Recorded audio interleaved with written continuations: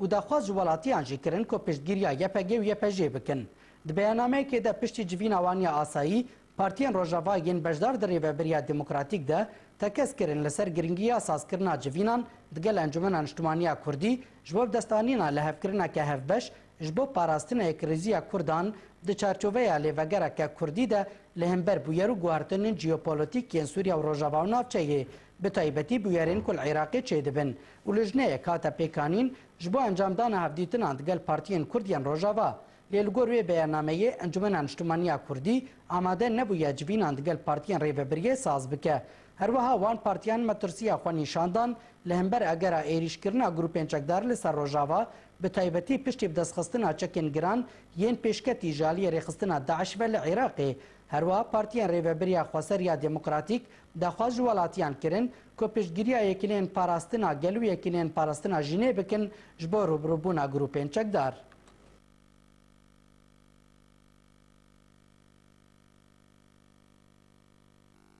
Belê temaşevan hêja derbarê vê bangewazî yan daxwaziya partiyên di nav rêvebiriya Xweseriya Demokratîk de derbarê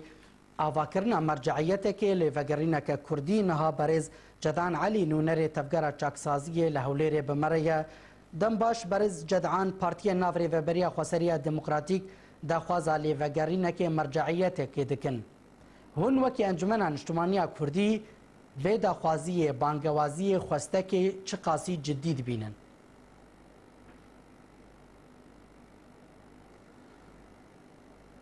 Belê dest xweş Ewlî. Ême em wek Encumena Niştimaniya Kurdî ji roja yekem guhatî damezrandin em dibînin li gor mesleha milletê me yekrêziya me pêwîstir e ji hemû tiştî. Millet daxwaza milletê me jî ew e yanî. Biraderê me PYD destpêka got encumena xwe çêkirin danûstandin û guftûgo çêbûn û peymana Hewlêrê çêbûya yekê û tefehumatê Hewlêrê apayî wê de çêbûn me gelekî şanazî pêkir û milletê me gelekî kêfxweşî û pêşwazî ji wan re kirin û derketina muzahara ew ne. Niha piştî em gihana qûnaxeke gelekî teng biraderê me PYD kantona Ewlî rêveberiya demkî elan kirin dûvra kantona elan kirin biraderê me ehzaba êd kantona PYD de vê bangê ez bawer nakim tiştekî baş e mirov ecwa xweş bike nav tevgera siyasî de bi tekîd kesek nikare bêje tiştekî ne baş e lê li ser erdê divê em tiştine waqiî bêjin divê em tiştine got imkaniya tenfîzê hebe em pêk bênin li ser erdê tiştê mantiqî û waqiî û ê pêtiviya rojane ê got milletê me jiyana xwe pê derbas bike jiyana siyasî niha rawestaya li Kurdistana Sûriya ji dûv sulûk û teserrufatê biraderê me PYD. Em gihana qûnaxeke gelekî teng hûn dibînin neşat û çalakiyê ehzaba qedexena mekatibê wana têne girtin qarmê wa têne avêtin kadirê ehzaba têne avêtin an têne girtin an etîqal dibin mulaheqe dibin ez bawer nakim ev tiştê got dibin rojane dibe diyar nîşan an name انه برادري ميل انجمانا غربي كردستان قال غربي كردستان انجي ايد كانتونا دا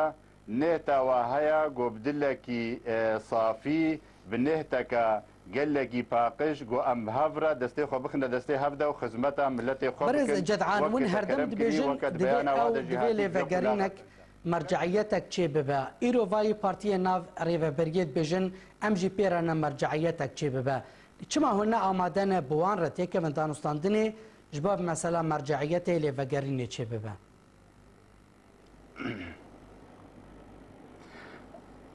باوریا مدا ما مستا ابایا داخوازکا جپاش و مروتیه ده یعنی جدسپیکی ده هکا گاو مبهب را آویت بانا ام ندگهانه وی قوناغا گو هنک قبول دکن و هنک قبول ناکن یعنی ام وەک ئەنجومانە نیشتیمانیە کوردی دبێژن divê em bitefqin bi hevdûra li ser wedayê ew tiştê me siyasî bernamicê siyasî و برنامج جواکی و برنامج گو ام پیشیا مده پروژه ما چه به ام چه کاری بکن ملت خورا او هاتن کانتون چکرن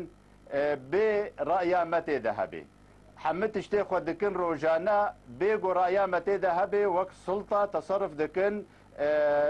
يعني وكا دستهلات تصرف دكن تندبان مدكن وكا ما بكن نا شركاتي خوازن ما مستا اگر شركاتي خوستبانا بالتاكيد و انجمانا كردي داخوازا و او قبول كربانا جوانا لامهرن كانتون قبول بكن سرخو وزير وا قبول بكن سرخو ولسر برنامج جواش خورا داني ام هرن مجرد بس اداه تنفيذ بن بوانارا انجي لكيلكا وانا تشتي جواش خورا داني ام جوارا تنفيذ بكن براستي ازبور ناكم انجمانا الاجتماعيه كردي فينا قبول بك وتجاره ابنغا في عملينا غابي عملي وكا اشترت كرم وكا كرم كليتا برسيجو ازيد برسبه دمدبيجم ام دفي شريكي هبنت حمود شديدة قرار سياسي ده ام متفق بن ده قرار جكداري ده ام متفق بن ده قرار ابوري ده ام متفق بن ام زانب دجمنه مكيه ودوست مكيه ام بهفدوره بتفق السرفاتش ده نوكا امي ورن بيجن والله داعش كسكي جو بيجي داعش انسانكي باجي دناف وادا هيا دناف تفقرا سياسي ونتفقرا سياسي دناف ملتي كردة تفدنينا افا دجي انسانيتنا افا دجي نتوانا دجي ملتانا دجي حموكسينا بس ارمان جاوا كشتن ودز فرا بدزن وخرابيه تشيكن دبرين خلكي دا اونا حمو غريب اون كس قبول نكر يا وكسي نقوت يا برز جدعان کاری هفبش بکرن شریکه کی بهز شریکه کی کاری کی لزگین دکه چالاک نشیط وقت بعربی بیجن لهم برجی شریکه کی حتی دگهیج بریاره که دوی ده جوین الدار بخلق قامشلو و ایرو ولا سکرتیر فلان پارتیه چوی هرمه نوالایه يعني ونشم اعتراف ناكن الرتم كاري وجلكي ضعيف وقلسه يعني جناه بيديه كو هن السرهفن جناه بيديه كو حطانها مؤسسات كوي اعلام يعني موقعك وي انترنت كو جه باوريه بوشالات بتنيه ما جناه بيديه يعني كما ون هرتشتي دخنستوي بيديه ده كما هون ناف مالا انجمن الاجتماعيه كردي ترتيب ناكن بيشي بله اف قال لك راستا زعيفي هاي الآلية أنجمانا كردي جبرجو زيدي حزبك يا كومك حزب تيدنا كومك سيسر بخو تيدنا تنسيقيات تيدنا جبر فيا كي هناك آلية جراني تيدا هاي أفر راستا يعني ليه وقتي جو أنجمانا كردي قلسي ولوازي تيدا هبي ناي ويواتي جو برادري مي دي برادري مي كانتونا هرن تعدو ظلم وزوري الملت ما بكن هرن دور بيش بكن نهلن جوجيان بسلامتي درباس ببين نهن درحتي الجم كسيها بي كيف واوري انجي بتشرنجي جو نعج بين هي هركسه كجواره بيجي ولا تدفرد شاش كليا واعتبار بكي تدجمني وتخرابيه خوازي وتدجي كردستاني هلوشيني مواطني ما ولاطيه ما لكردستان سوريا يرونشتي ايجو تعدلتي ايجو ظلم وزورلتي ايجو كهرباء نهال قامش لتنيا الجركي لقيت تنيا مركزها نفطي وكهربيه مثلا يعني لحمصي اجو خراب ويكفر سر كفرنا ماي كهرباء حمصي جركي لقيت شيتنا جركي لقيت دسهلاتا دبن دستي برادري ماي بيدي مثلا تشتي خواردن وتشتي خدمات تشتكي متوفر تنيا براي عزيز ابناء نمعنا بينا وقتي انجمانا كردي لوازج بربيك خدماتنا ايه دسهلات ناهي لندرحتيش بالمنطقي ايه دسهلات ناهي لنقو اتفاقي بكن بهفدوره ايه دسهلات ناهي لنمعنا بينا انسان يقو قوين به انسان يقو لشكري ويهبن سلاحي ويهبه دبي حياة جيانا سياسي قد خبك ومنع بك ام دبيجن بار جرانا ام دبيجن قناغك طنقه ام بيجن دفي درفتك هاتيه دفي ام دستي خووندا نكن دفي دستي هفدوده بي دفي ام شريك بن بهفدوره دفي ام وك بلا بهفدوره بكن برجد عن سر مساله دفي هون شريك بن انا بري جناب تتفلي في برنامج برز محمد موسيجي تركيا مرابو ويقول بيمان هوليري ام ديسا جي بي صندوقن ام ديسا جي بشجريا ويتكن ام بيجن دفي ورا تطبيق كرن لدفي روشا انها بشي بيمان هوليري مساله ایرو ریوبری کاتی اعلان کرن کار چالاکی و هنه هزک عسکری مزن هي داعش لسر سینوره دوی افکش بین يعني دبر چاوار را به در باز کرن قالوا شركاتيك عادلانه لنوك هفدو يعني عدالة ومساواة هناك فرق دور تواد هي هون بويجي نرازينا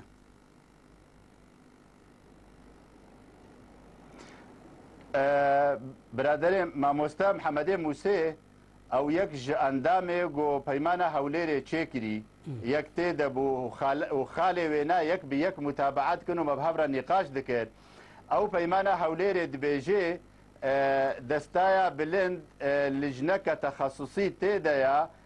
تشتکاری عسکەری تابعی وێنایە بريارة حرب وسلمية تابعة هيئات تخصصية أو لجنات تخصصية مختص بمسألة عسكرية وأبوري وجفاكي وسياسي أم قبول دكن شركاتية أم دخوازن شركاتية الجور هاو بيمانة هوليري بيمانة هوليري هجر أو قبول بكنها بس نا بيمانة هوليري وري كانتون وري بمرة بشتغلي أم وقت ده أنجمانة كردي أنجمانة روج آباي قالي كردستان وأنجمانة نشتمانية كردي أبهردو بهفدورة كارن بروجا وبرامجها بهفدورة درباس بكن وبمشي توقيع بكن بجمير بكن بن رعايتها قوتك برادر مثلا كردستاني بأنجل كودري بتوقع بمشكلة جمانينا ليه برادر من ها وري خسر مراحل ربقى فيزي والله بقى أنبونا وزير تيل جور وزارتها ما تصل بشغله تيل جور وزارتها ما شنابي أنفجر بشي إما أمشي قبول ناكن إلا لجور فيمانا هوليري تاريخها وينام توقيع كريا أملكي جاكو ناغي سكنينا أمي خالي وين مراجعة بكن خالاقو نها نا لجور دميبي أمكارن بقهرن وتعديل بكن لي والله أز حمدشتي لجور وكم قرار ستاندي تقرار طرفك تنير ستاندي أز نشري كي قرارات أبو مقتي ستاندي تكانتون شكريا ترفبريا دمكي شكريا أجيب بحرم وورا وكم بكا قتلوا نابي أبان نعدالته ونمساوايا نعدالته ده ونمساواته ده أز بشكي مظن جملته إخوة دور بكم جبريارا كردي ريفبريا كردي ام دبيجن ريفبري قال لك ضروري وبيويستيا جبوي فالي نبي المناطق ما بس ام حبوب هبره اداره بكن قوتك بتناخون نكاري اداره بك تجاره فيدي بلا قوتها بقى يا حلف الناتو